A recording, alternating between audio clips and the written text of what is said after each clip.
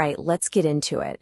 Today, we're pulling back the curtain on a really aggressive, pretty unique new kind of online media called 9chnet Action News.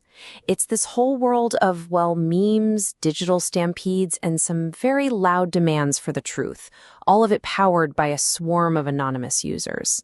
Okay, let's dive in. Truth is our weapon. Anonymity is our shield. Think about that for a second. This is the first thing you need to understand about 9chet. They're not trying to be neutral journalists. No, they see themselves as warriors in an information war. The truth is their sword, and their anonymity is what makes them unstoppable. This mindset is, well, it's everything. So what exactly is 9chnet? At its heart, it says it's a media group that's completely driven and powered by its anonymous users. This isn't your typical news company with a boss at the top.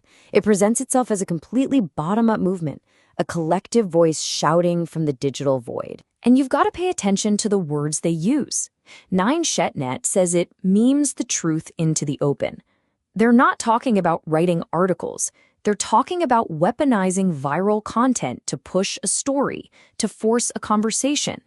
And apparently, this whole operation is steered by a figure they only call the Baron. Okay, so the specific 9chnet document we're deconstructing here, their Sum of All Fears edition, it really zooms in on one single, very polarizing figure.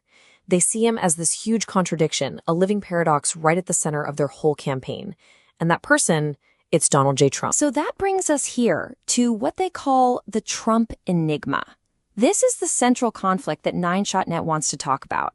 It's this stark contrast between what they see as a maverick's impressive record and a deafening silence on one very specific, very critical issue. And here it is, laid out plain and simple. This is the contradiction they keep coming back to. On one side, you have Trump as the people's maverick, the guy who they say fought the system for his supporters. But on the other side, they point to what they've dubbed the Epstein silence, his refusal to talk about the one case that's at the absolute core of their Operation Kraken. And to be perfectly clear, it's 9chnet itself that lists these wins. They give him credit for the economy, for peace deals, for not starting new wars, building the wall, and the Supreme Court picks. They basically build him up as this ultimate outsider who was kicking down the doors of the establishment, all before they drop their big butt. And this quote right here from their X account just distills their entire argument down to a single punchy question. If he's the guy draining the swamp, why won't he touch this one giant gator? That why, and that hashtag release the files, that's their digital battle cry. Which brings us to the mission itself.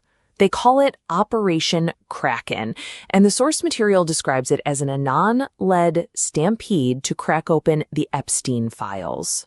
The name alone tells you everything you need to know. It's meant to be this massive, overwhelming force rising up from the deep. Now, to back up their stampede, 9chet points right to this number. They bring up a Reuters/Ipsos poll that suggests 69% of Americans believe there's a cover-up around Epstein's death. This is so important for them. It lets them say, see, we're not some fringe group. We're just saying what most of you are already thinking. And this is where the plot thickens. The movement turns its focus onto a key official, FBI Director Kash Patel. Since he's a Trump appointee, he becomes a lightning rod for all their demands.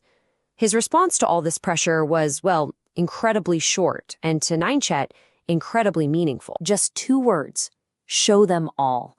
Now, on the surface, that sounds like exactly what they're asking for, right? But 9chnet looks at this with a whole lot of suspicion.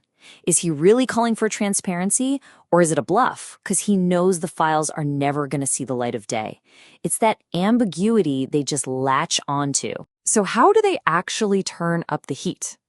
Well, this section, memes as weapons, really gets to the core of their entire strategy. The source material actually says they shitpost justice.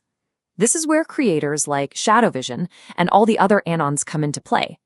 They're not just sharing funny pictures. They are manufacturing digital ammo for a full-blown info war.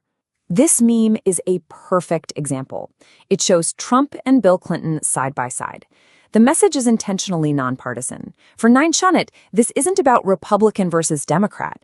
It's about what they see as an elite class that needs to be held accountable, period. And here's another one from the creator at Shadow Vision, aimed squarely at Kash Patel. It's pure satire.